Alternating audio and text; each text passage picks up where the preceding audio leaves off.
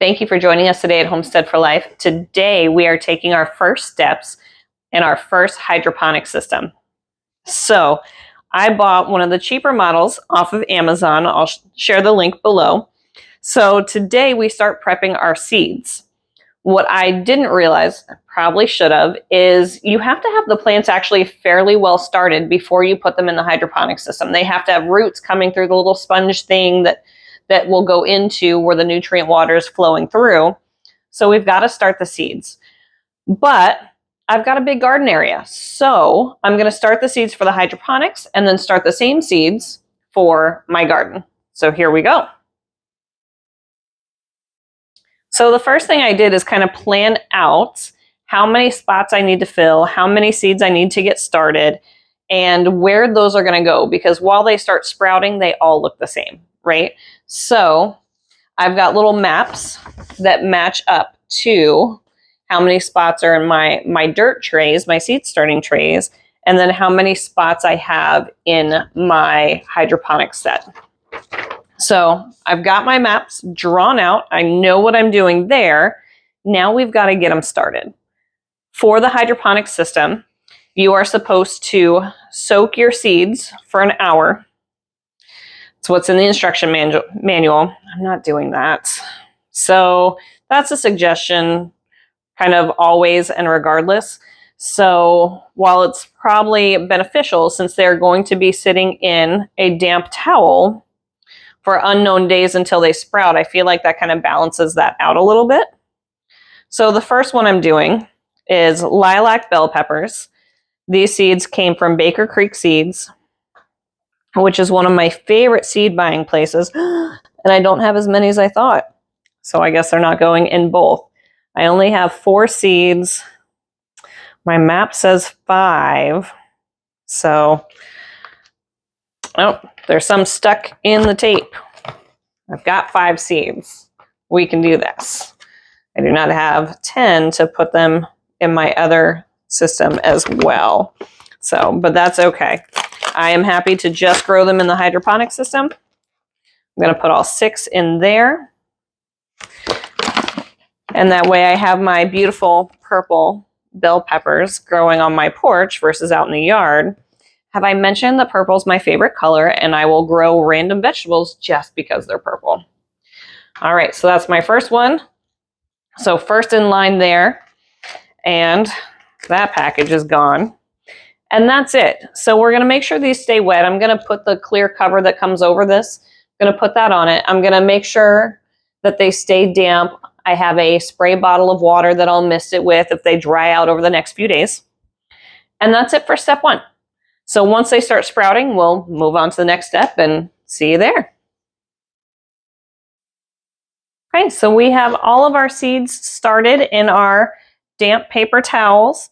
So what we're going to do from here is we are going to put these in a dark room and leave them until they start sprouting. Once they start sprouting, we're going to grab some tweezers and start moving them into the sponges that come with the hydroponic kit. So for now, we just wait.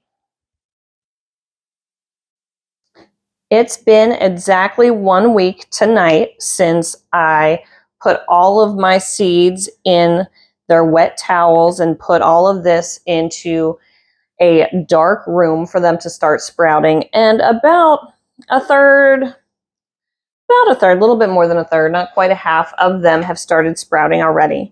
So what's the next step? The next step is to soak our little foam cubes. And they've got slits in the middle. They open up if you pinch them just right. And place a sprout about 2 millimeters deep in each cube. And then keep the little wet foam cubes in about 2 millimeters of water until they start sprouting. So, they've already sprouted. Until they sprout leaves. Once they get a couple leaves, we are going to add some liquid fertilizer to the tray to feed them. But what they need initially is water and light. Now that they've sprouted, they need light. So they are going to go on to my seed starting racks with our grow lights. So let's get started.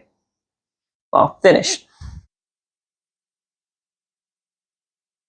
All right, so very carefully, we are going to grab our little foam cubes, find the right direction to pinch, because it's hard to see the opening until you start pinching it.